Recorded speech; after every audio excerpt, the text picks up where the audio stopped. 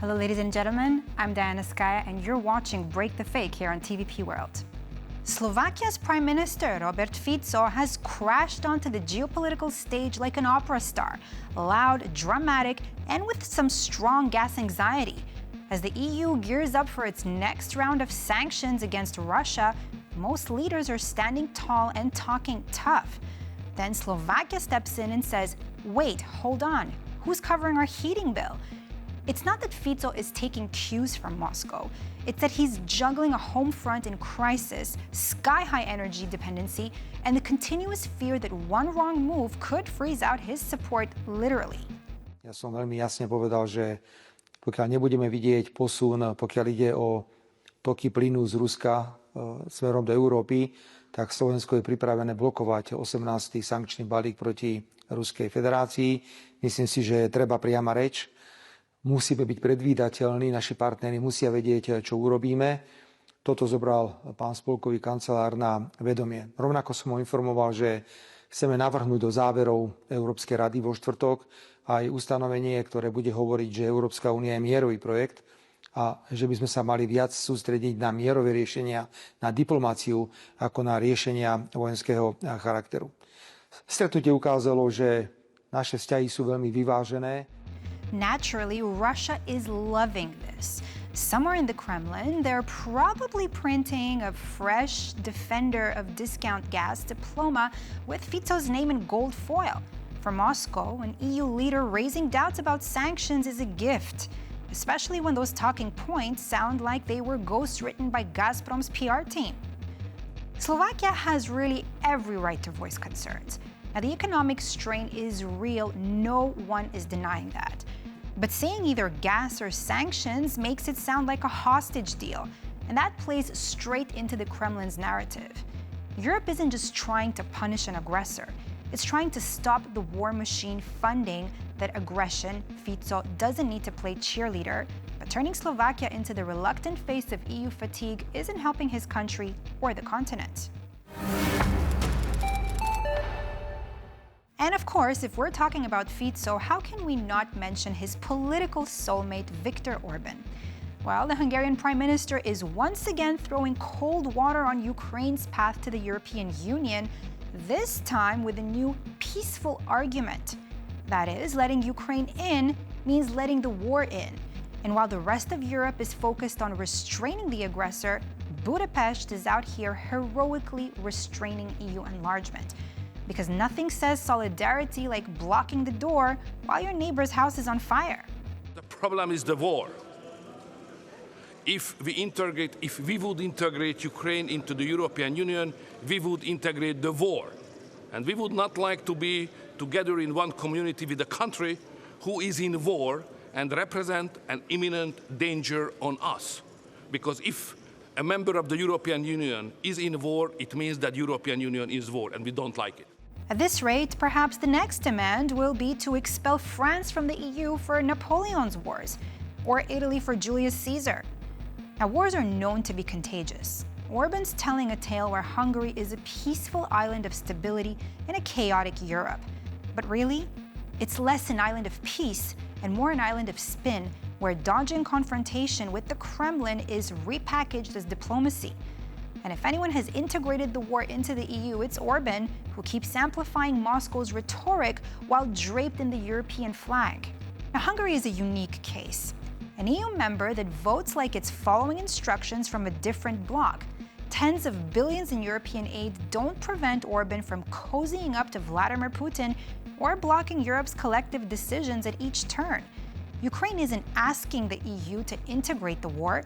It's proving every day that it is defending the very values on which the European Union was founded: freedom, democracy, and dignity.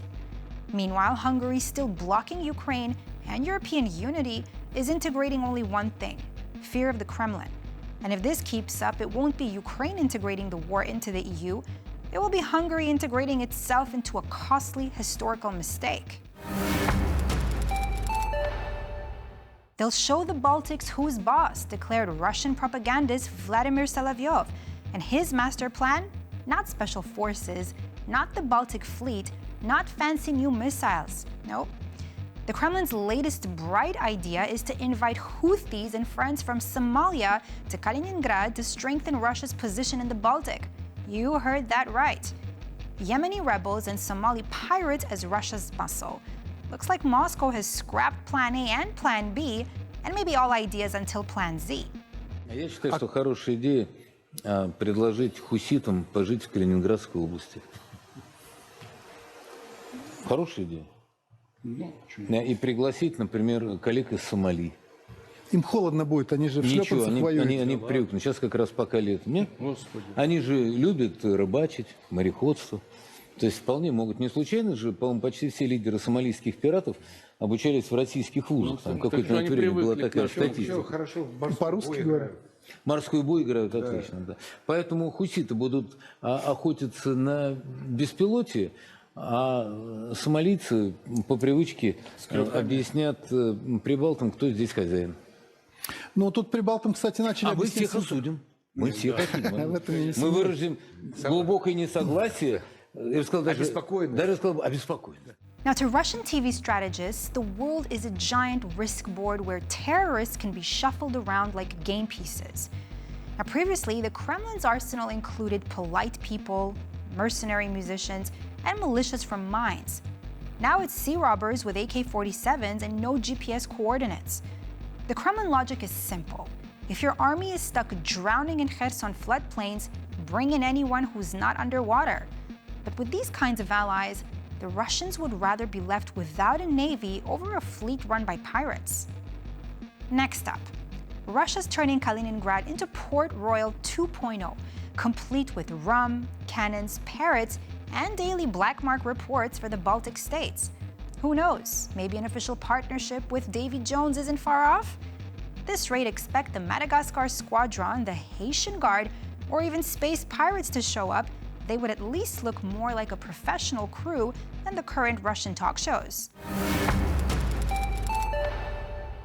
Russia's got a new reality show. No, it's not Iron Lady is Looking for Love, or the Kremlin's Got Talent, or even the new season of Who's Got HIMARS Tonight. This one's on federal TV, where former heroes of the special military operation get help finding jobs. And all we can say is when a country that promised paradise for service needs a reality show to help vets land courier gigs, yeah, something's seriously gone wrong. Герой сегодняшней программы Тимур Громов. Тимур, подскажите, в чем ваша проблема? До СВО у меня была интересная, перспективная работа, но после возвращения с СВО стало сложно найти себя, найти профессию и, в принципе, найти работу. Тимур, ну давайте посмотрим, кем вы сейчас работаете. Сейчас работаю доставщиком. Работа, конечно, не из легких. Работа тяжелая. Ноги, спина к концу смены просто говорят спасибо. До этого просто пробовал в Воронеже разные компании, заводы, да, где я пытался трудоустроиться. Но так по секрету через одну девочку в кадрах узнал, что мне отказывают, как оказалось, только потому, что я ветеран СВО. Я не знаю, почему для всех это такой ступор, барьер.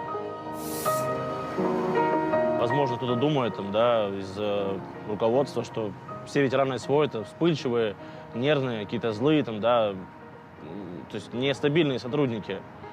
Поэтому отказывают, просто не глядя. Видят резюме и отказывают. And as it turns out, skills like throwing grenades into a stove or wringing out a grandmother's washing machine in Kherson doesn't exactly pay the bills in the real world. Now, the state promised apartments, benefits, and golden loaves, but what they got is nothing. Literally nothing. Kind of like Kim Philby, Russia's legendary double agent, when he finally made it back to Moscow after a long career, only to find the welcome wasn't quite what he expected. Welcome to the new Russian reality. Former heroes of the combat zone who were promised paradise are now competing for courier jobs on TV. The audience applauds, the hosts smile, and the veterans Google how to look less like soldiers who killed civilians in Ukraine. This is what the new face of victory looks like. And the show? Well, that must go on. And that's all for this edition of Break the Fake. I'm Diana Skaya, but don't go away. Do stay with us here on TVP World.